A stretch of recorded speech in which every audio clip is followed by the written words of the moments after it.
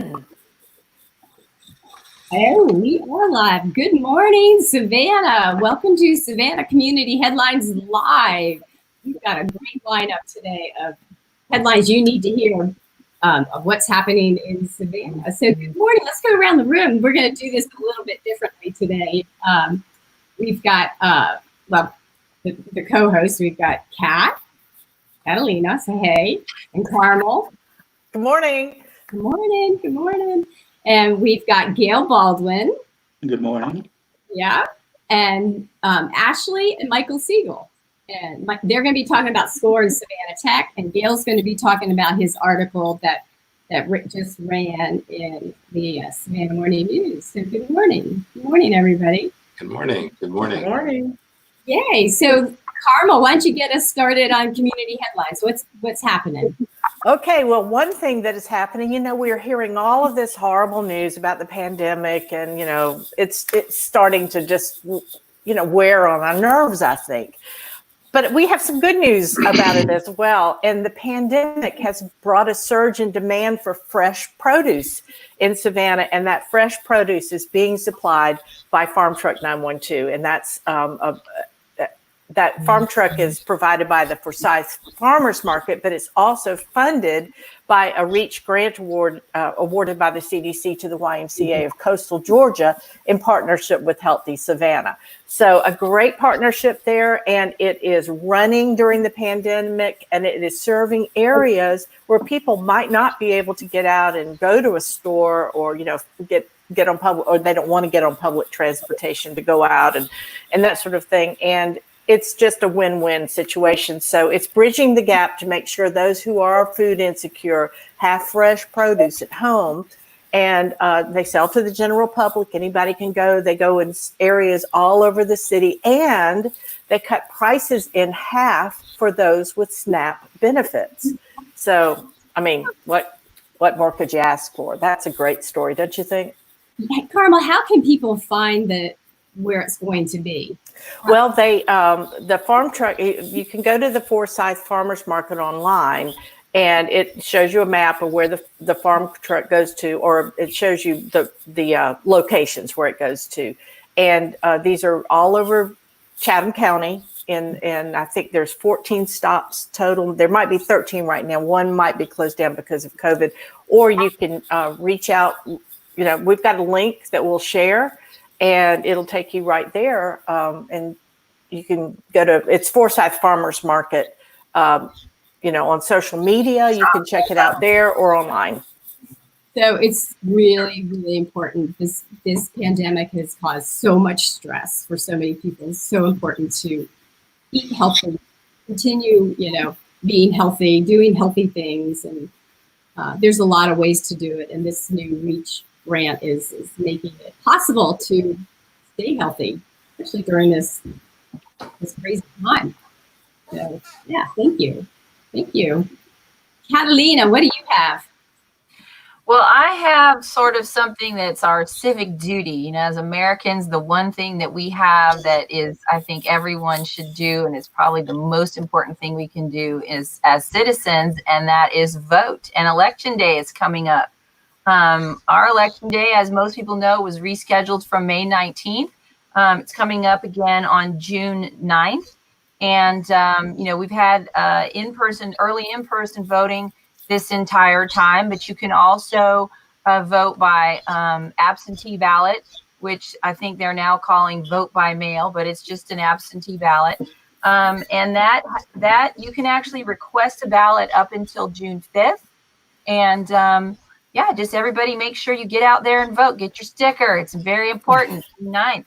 I think one question that maybe some people have had is can I actually go vote in person these days, or what's going on there? And I'm pretty sure it's going to be business as usual, but they're giving us this alternative. Is that correct? Is that the way I understand it? You can vote in person, but you can also, they have across the country and across the state, they've set up drop boxes too, to where you can bring in, you can actually, You can request your absentee ballot. It comes to your house. We did that a few weeks ago. It took about 4 or 5 days for us to get our ballots. You fill it out, and then you can either mail it in, or you can just walk it into your registrar's office, or you can take it to your precinct and drop it off there. That way you don't have to have, contact. And I think they are, the folks that run the elections are, a little concerned about the person-to-person contact, and they just think it's the safest thing to do for you Wear your mask. Well, to vote by mail as opposed to voting in drop person. it off, We have options, which is good. Yeah. So I've got another Savannah community headline I want to share. It's gardenia time. Hold on, stop the presses. Smell it. Oh my God. It's heavenly. Those are my favorite flowers in the whole wide world. I have a bush and it's 20 years old. And I can smell it inside the house. Isn't that beautiful? It is. Oh my God. Sorry, I digress, but I just had to share this beautiful. And that ties right back into the farmer's market story. Yes, definitely. So one thing I wanted to mention about the farmer's market, they still have the farmer's market every Saturday, and Forsyth Park, it's still operating, during these times, 9 a.m. to 1 p.m. with safety precautions in place. Okay, I got that plugged in. I'd like to make a plug for one of our SCORE clients. Core Compost is out there at the farmers market on Saturday. They do composting over at Bethesda, and if you want the darkest, best smelling, unbelievable soil now that we're getting into planting season, please patronize Maria and Michael from Core Compost over at the farmers market on Saturday mornings. they were a Biz Pitch winner. They were a Biz Pitch winner. It's exactly right. Wow, they're a wonderful couple. They're really ahead of the curve with that kind of. I'm happy to check that out. We're turning into little homesteaders over here. I think I became a chicken grandma over the weekend. You did. That's right. You actually held up an egg, and yeah, we hatched 3. So we have 2 more eggs out there that need to hatch, but we hatched 3 chicks over the weekend, which, me being from the San Francisco Bay Area and concrete jungle, was definitely a new thing for me. I don't know anything about that, and I don't know anything about gardening. I mean, this just grew. I didn't plant it, but I started a vegetable garden, and I have some tomatoes. So I think it'll be a big trend, actually. So we just started a seed library in our community here in Isle of Hope. We put in over at the pool. I run the pool there and we people have those book libraries, where you kind of swap out. We started a seed library. One of our community members, the Carr family here in Isle of Hope, actually built it, and we let them put it at the pool, at the entrance to the pool. So now the entire Isle of Hope community has access. Since we don't have a place for a community garden, the entire island has access to a seed garden right over. It's right in between the pool and the park here in Isle of Hope. what a great idea! So I don't have any gardens are back. Yeah, exactly.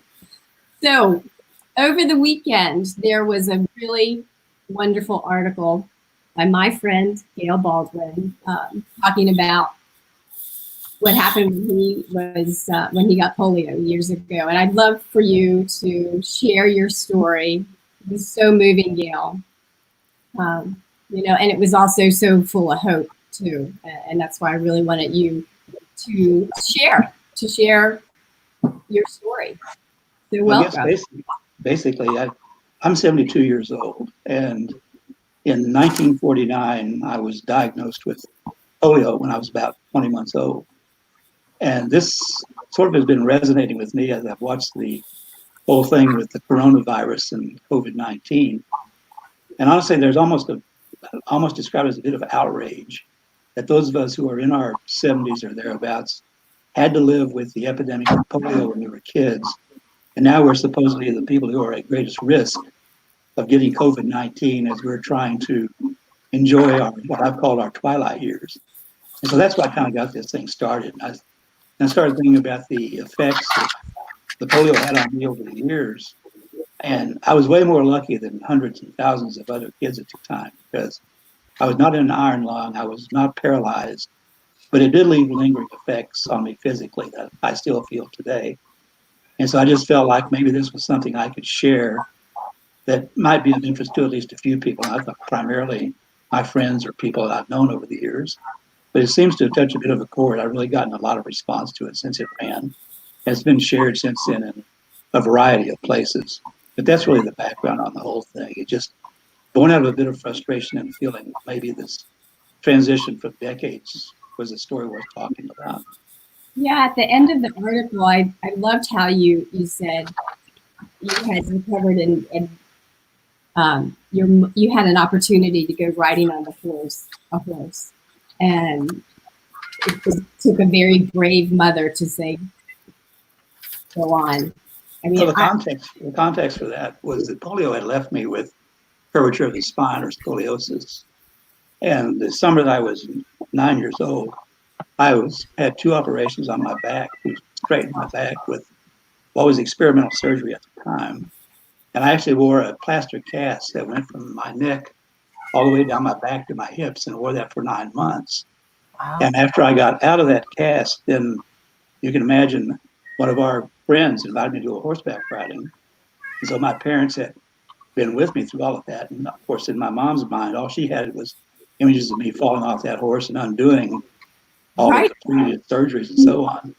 So as I've said, for her to have the courage to just let me do that, I've always thought was a remarkable thing.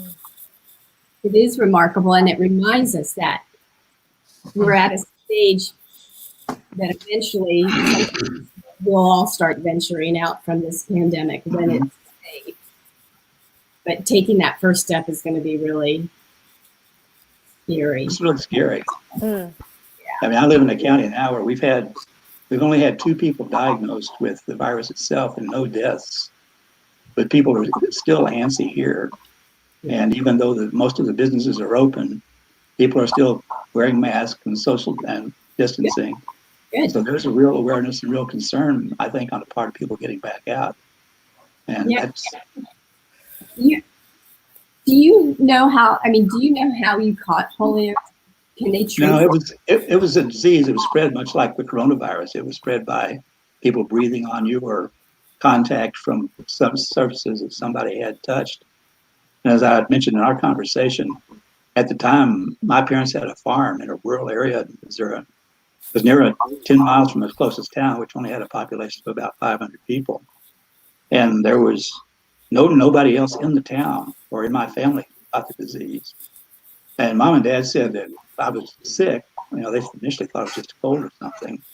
But as I got sicker, they literally rushed me to the local doctor, who was your basic MD. And Dad said he took one look and said he has polio. And so then they basically rushed across the state to a town called Cape Girardeau and a hospital there. So it was a scary time for them, as you can imagine. Oh, yeah. Oh, gosh, yes. Oh, gosh, yes. But I love how you ended it with hope. And where can people find that article? The article you can find it on SAVANNAHNOW.com. There's a link there. Okay. And I think if you did a search, so many people have shared it at this point, including a longtime friend of mine who works for the Associated Press and does sort of a compendium every week of articles and things for the AP. Yeah, and he's posted it there too. So it's available on different locations. You can just do a search. Use my name and do a search, and I think you'll find it with no problem. You know, Rotary is so into decreasing polio. We got to look into sending that over to their magazine too, because I'll be fine if it's of use to them. Yeah, people forget that polio in this country is pretty well a forgotten disease, as it should be. But in Africa and other parts of the world, as you know, Marjorie, it's still very much an issue in some countries, even though the vaccine's literally 100% effective. The vaccine just has not gotten into some portions of the world. You know, Rotary has really decreased the amount of new cases. I mean, they have hit the road hard with that. And I know they were all these PSAs saying we're this close to getting rid of polio. And I think a few more popped up in Afghanistan or something. And who knows during this pandemic now. But one thing this is kind of semi-relevant, but Jonas Salk developed the vaccine for polio, and then later on the oral vaccine came along. But when Salk perfected the vaccine, he never copyrighted it. And he made the statement at the time that no one should profit from coming up with a vaccine for.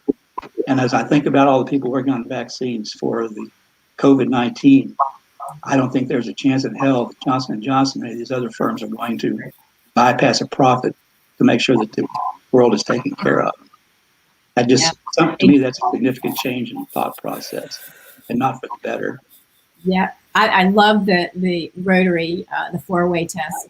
Is it right for adults? Yeah, so let's hope they do the right thing.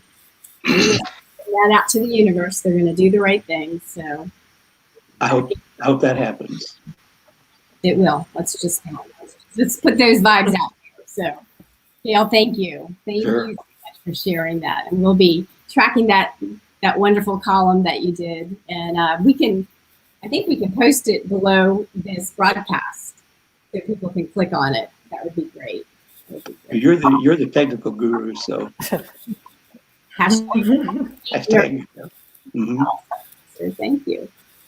So let's see who else is here. We've got Dr. Ashley Moore and Michael Siegel. Go ahead and introduce yourselves and let us know what cool programs Savannah Tech and SCORE have going on. Well, good morning again, everyone. I am Dr. Ashley Morris, and I serve as Dean of Business and Professional Services at Savannah Technical College. We're excited. I guess I should let Michael introduce himself before we get into all the details, but we're really excited about this new initiative that we're partnering together with Savannah SCORE. What's the partnership, Michael? Okay, hi, I'm Michael Siegel. I'm the chapter chair of the local chapter of SCORE. For those of you that don't know, SCORE is the largest provider of free business mentoring services and educational programs in the United States. Over 300 chapters. We have 45 expert mentors right here in Savannah.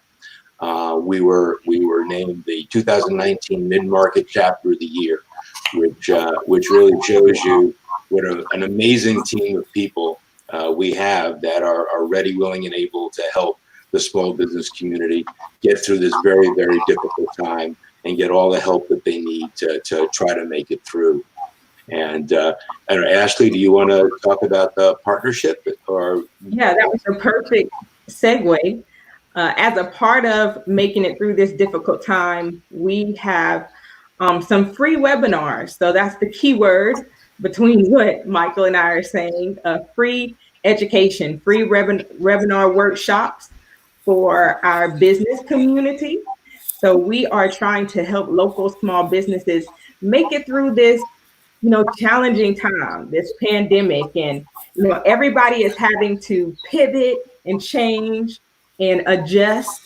And we're just trying to help support that. So we have a series of workshops, and they are going to be facilitated by faculty in my area. So Business and Professional Services has a wide range of programs on both the business side and professional services. So that means programs such as accounting, business management, paralegal, law enforcement, fire science, early childhood, cosmetology and barbering, you name it, we have it.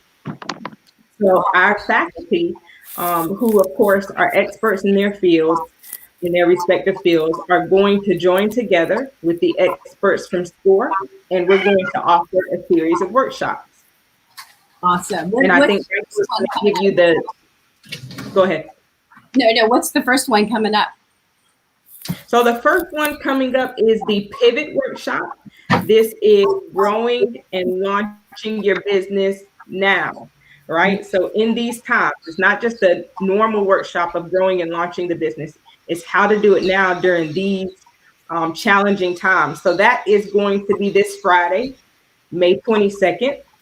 And it's from 1 to 2 p.m. All of our workshops are on Fridays. They're all from 1 to 2 p.m. And, you know, you register for them. Like we said, they're free. We have a lot of different ones. So that pivot workshop is taught by the SCORE team members. Michael, do you want to say more? Sure. Okay. Yeah, put my professor hat on too, Ashley. Yeah, I'll be teaching the pivot course on Friday. You know, in the world we live in right now, it is extremely important that all small businesses take a look at their business model, see what's going on, how it's impacting their businesses. And in many cases, folks have to pivot. They have to transform. They have to adapt. They have to reconceptualize their business model. So on Friday, we're going to talk about things that businesses should be doing now to streamline things, to do the things you need to do to survive and thrive in this crazy environment. Michael, what would some of those be? What would some of those be? I got a great story about a pivot. One of our SCORE clients, his name is Kyle Evans. Kyle is a service disabled veteran. He's the founder and CEO of an organization called Redcon Solutions Group. They primarily provide security personnel, but they also do a lot of government contracts with FEMA and SEMA, a lot of disaster recovery kinds of things. Mm-hmm. But Kyle and his team had a large contract with a large hospital chain, and they were going to lose that contract because they were looking for ways to cut. So Kyle came up with an idea that instead of just providing them as security people, they trained his people to take people's temperature before they went into the hospital, which helped them screen people for COVID-19. Yep. It relieved hospital staff from having to do that important thing. And he first started off by saving about 16 or 18 jobs. And we just spoke with him last week. And last month, his sales grew by 30%. And he's a wonderful person, a great entrepreneur, and a veteran. It's just that's a great story, I think. It's wonderful. Awesome. Yeah. And, you know, you have other things in this community. I mean, the great folks over at Nine Line, instead of making T-shirts, they started making masks. Mm-hmm. Folks at, Ghost Coast Distillery stopped making alcohol, which a lot of people are not happy about, and started making hand sanitizer. There's one story after another of organizations thinking flexibly, thinking creatively. I mean, we've seen all the things that the restaurants in town have done.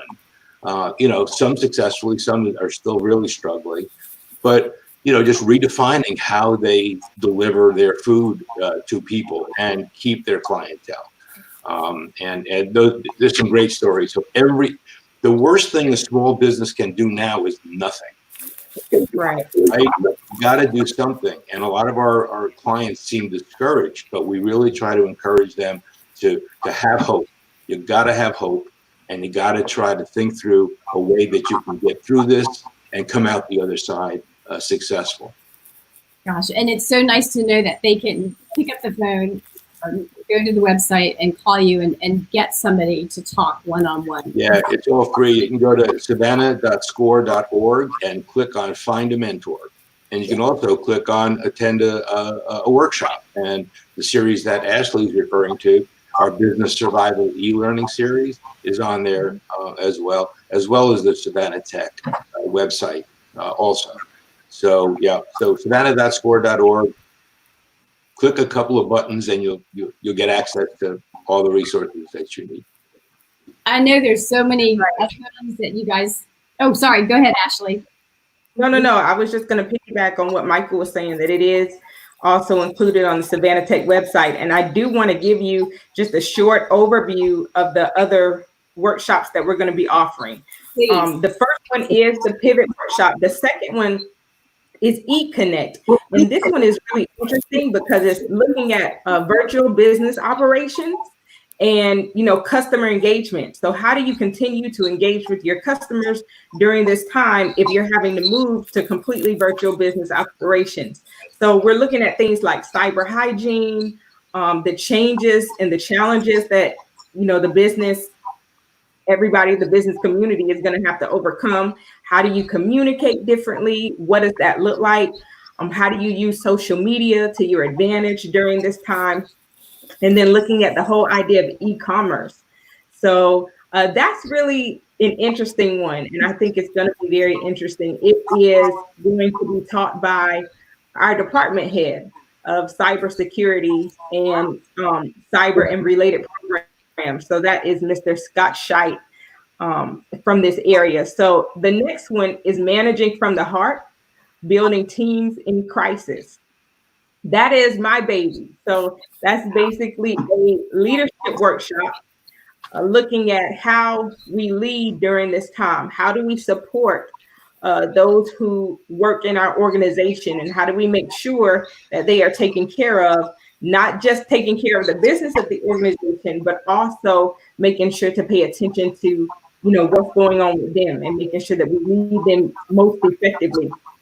And then the last one, it's two more. We have the moving targets, which is looking at HR during this pandemic. So how to handle those human resources and the things that need to be done. And then the last one is business continuity, maintaining those effective operations. So that's a partnership between logistics and Savannah SCORE, of course, and looking at how to make sure that the operations are effective. So they're taught by various faculty in our area. I'll be teaching some, like I said, Mr. Scheidt. We have a HR guru who is well known in the Savannah community, Ms. Rush Kaczynski.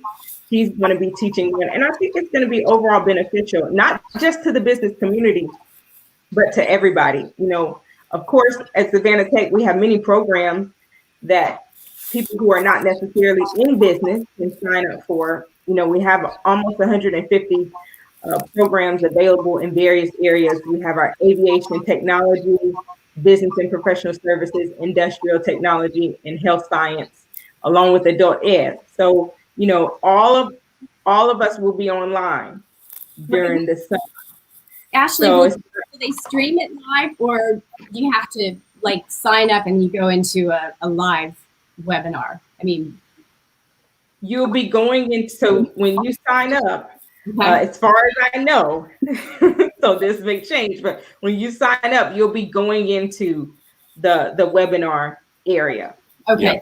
You'll get you go through Eventbrite, and once you register, you'll be provided with the link. Okay.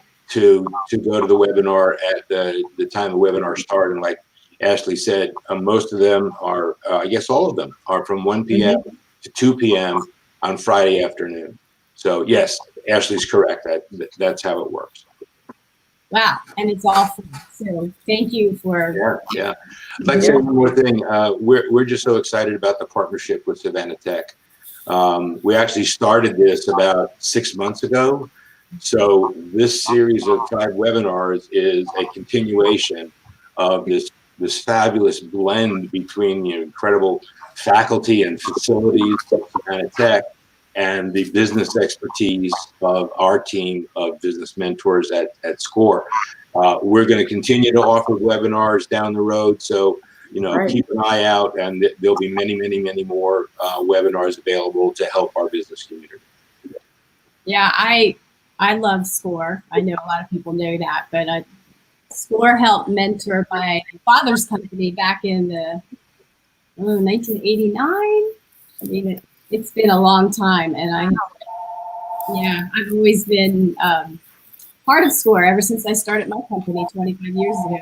I mean, it's paying it forward. So helping out the small businesses, because heavens knows we need it now.